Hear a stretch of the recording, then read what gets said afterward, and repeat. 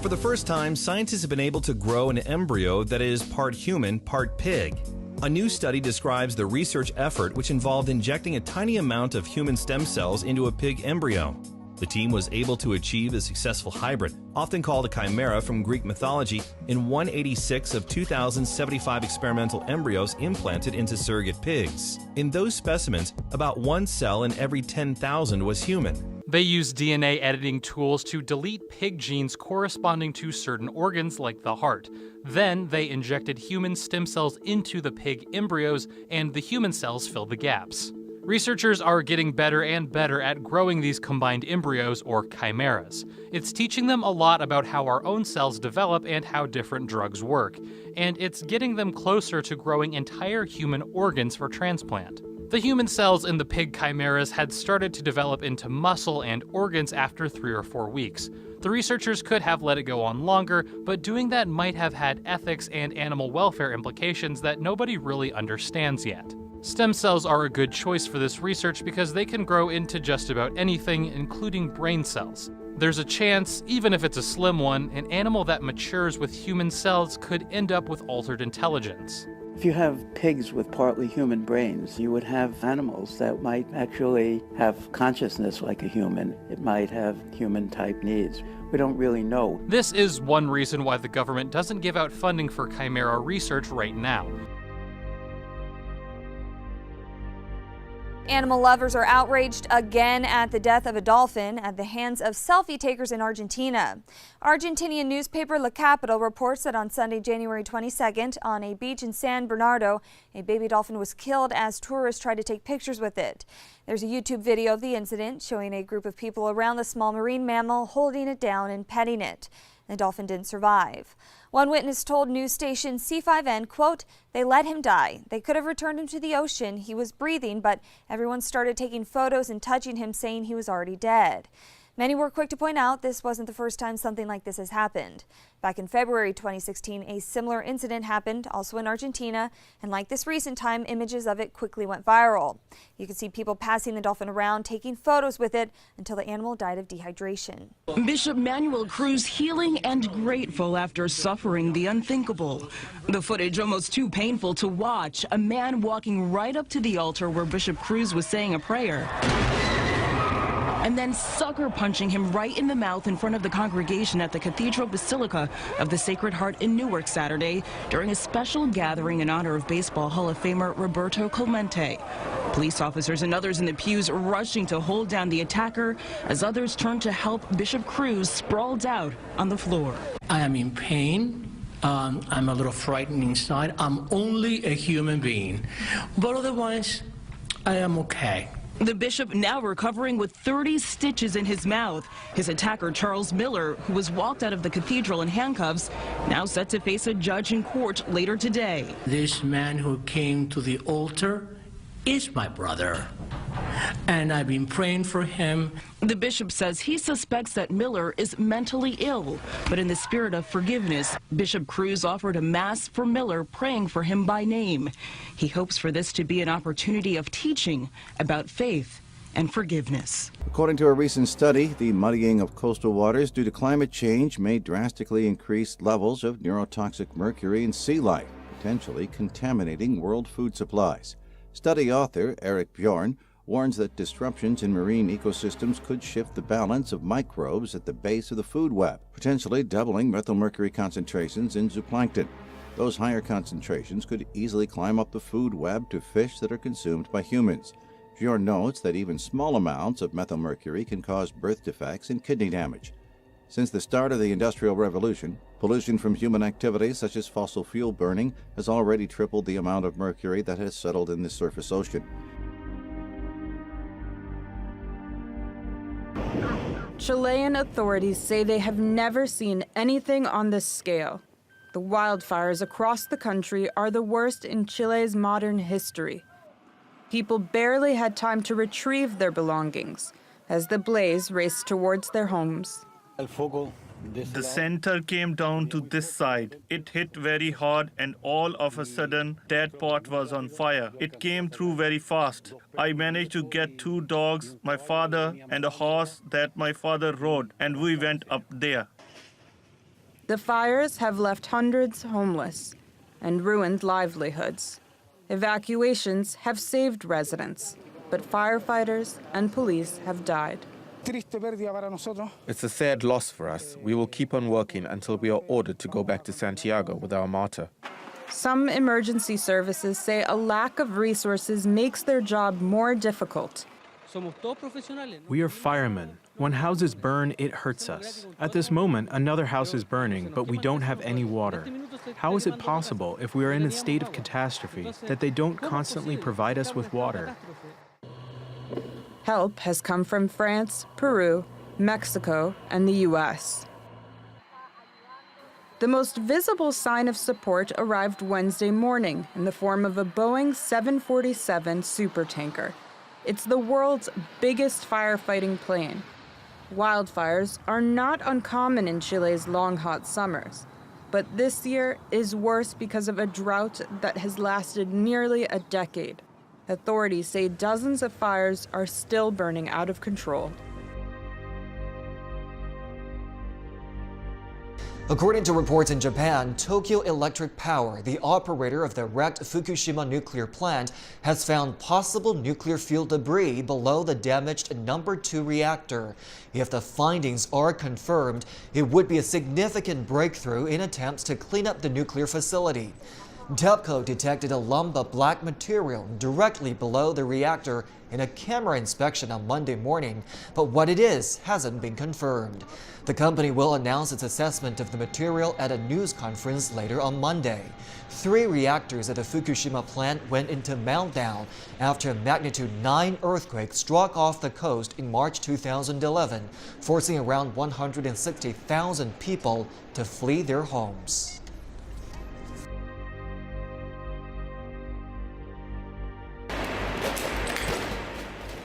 Truckload after truckload of once edible food is dumped around the world every day.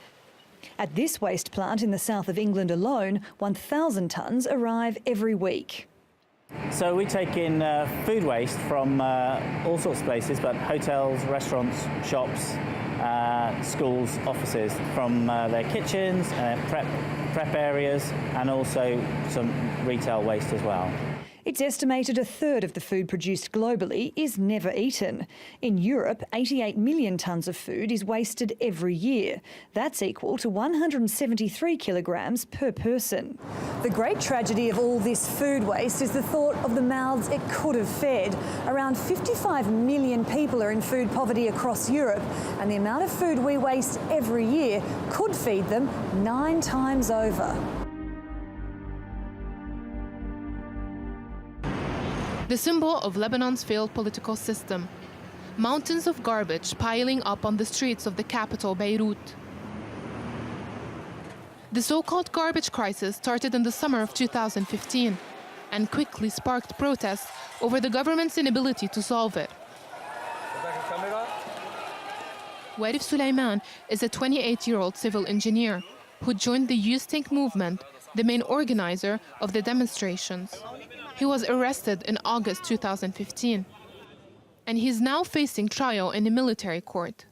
The security forces closed the road with barbed wire. Many people, including myself, tried to remove it, so we could move forward, but people were arrested, including me, and the protest had only just begun. They are trying to prevent these protests. They don't treat us properly in the military court, and they shouldn't use them for our cases. Warif, alongside 13 other young protesters, is accused of taking part in banned protests and offenses against internal security forces. Rights groups are also condemning the trials of civilians by Lebanon military courts. Iran has reportedly conducted its first ballistic missile test under Donald Trump's presidency. A US official claimed on Monday that the launch occurred a day earlier at a well-known site test outside Semnan, east of Tehran. Speaking on the condition of anonymity, the official noted that the medium-range ballistic missile flew 1,010 kilometers before exploding. He added that the last time this type of missile was test-launched was in July 2016. The launch is an apparent violation of a United Nations Security Council resolution calling upon Iran not to carry out activity related to ballistic missiles. Now, in South Sudan, violence has erupted between rebels and the Sudan People's Liberation Army in Malakal. This is the latest in their struggle to recapture the capital of the oil-producing Upper Nile region. The number of casualties remains unknown. According to the military, the rebels have been trying to capture Malakal and take advantage of the government's decision not to wage an offensive against them. And that's in line with South Sudan's efforts to implement the 2015 peace deal. Life in Indian-ruled Kashmir has come to a standstill as India marks its 68th Republic Day. Shops, businesses and other institutions have closed down in protest to what they call India's forceful occupation of their land. Restrictions have been imposed and security has been beefed up in the region. Only a handful of people attended the Indian Republic Day parade in Srinagar's Bakshi Stadium, fearing retaliatory attacks by pro-independence fighters. Since the division of the subcontinent, people of Kashmir have been opposing Indian rule in the region, thus rejecting celebrations. With each passing year, the resentment against Indian rule has grown in Kashmir. Despite a transition from violent struggle to peaceful means of seeking independence, analysts say there has been no visible change in India's modus operandi towards the people of Kashmir. Kashmir is at the heart of a dispute between India and Pakistan. Both countries claim the region in entirety but rule it in parts. Bahraini police attacked protesters with live fire and tear gas as thousands protest against the trial of prominent cleric Sheikh Issa Ghassam. The police were trying to disperse demonstrations in several towns near the capital, Manama. Protesters were holding pictures of Sheikh Ghassam, chanting slogans in his support. Sheikh Ghassam's trial was held in absentia. The next hearing is reportedly scheduled for February 12. On Thursday, at least one protester was killed after regime forces opened fire on a sit-in staged by Sheikh Ghassam's supporters outside of his house. Manama has stripped the top cleric of his citizenship, accusing him of fueling sectarianism and violence. But human rights groups have condemned the move as arbitrary. They are demanding the decision to cancel Sheikh Ghassam's citizenship to be revoked. The United Nations aid chief has warned that a child under the age of 10 is dying every 10 minutes of preventable causes in Yemen, and has called for an immediate ceasefire there. A Saudi-led coalition has been conducting airstrikes in the region for almost 2 years. UK humanitarian organisations Save the Children travel to Yemen and observe the drastic conditions. A warning: you may find some of the following images disturbing.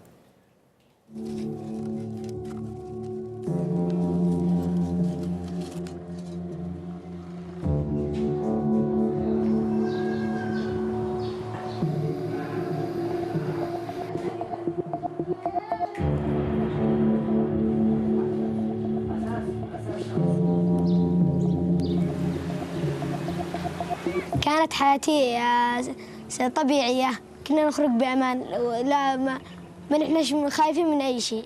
أكره أنا صدق أكره الطيارة لأنه إحنا رايح المدرسة متخوفة، أخرج وين متخوفة، أدخل وين متخوفة.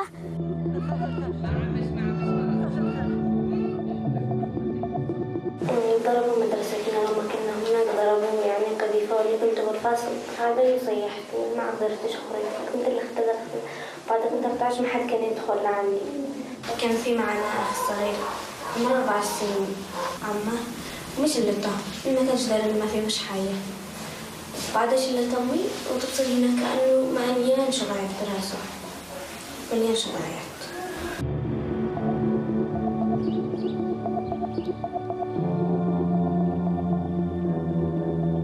افتقعنا، الأطفال تهاربوا بعضهم تقاروا.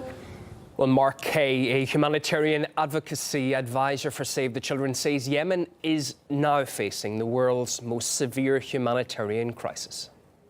There's been a flagrant disregard for the protection of civilians, for international humanitarian law by all parties to the conflict. I think that's really important to stand out, is that both sides to the conflict are not condoning the way they should be fighting this war.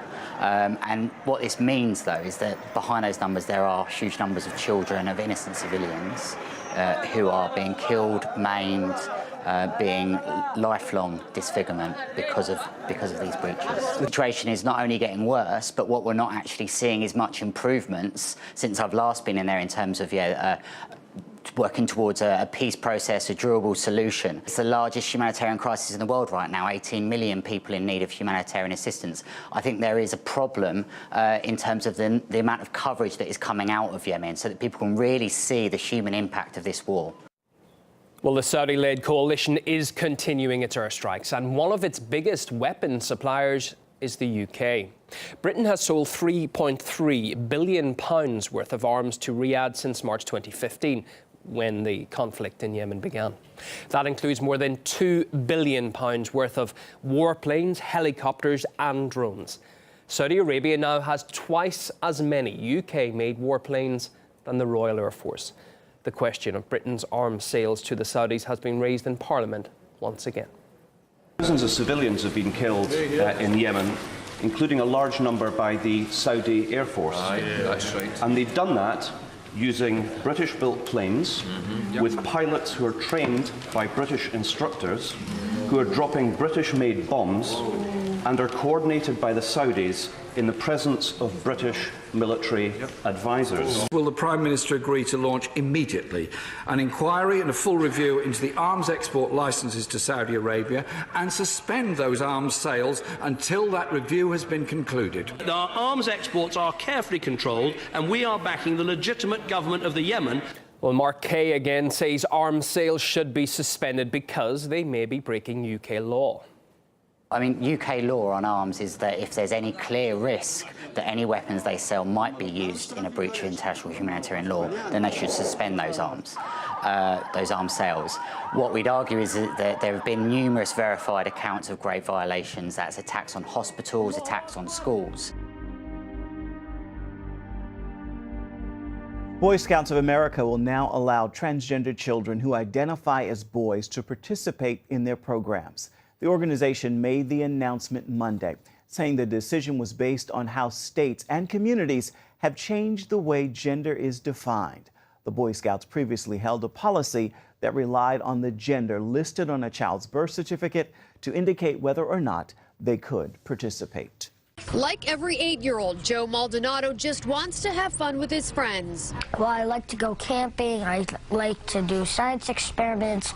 We ate cupcakes and stuff. It was fun, but they ruined it. In December, Joe was kicked out of Boy Scout Pack 87 in Secaucus, New Jersey, because he is transgender, born a female.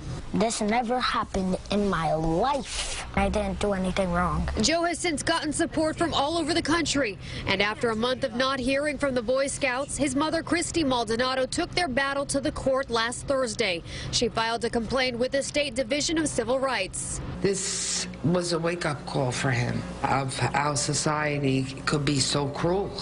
He didn't understand why. Because he feels like all the other kids.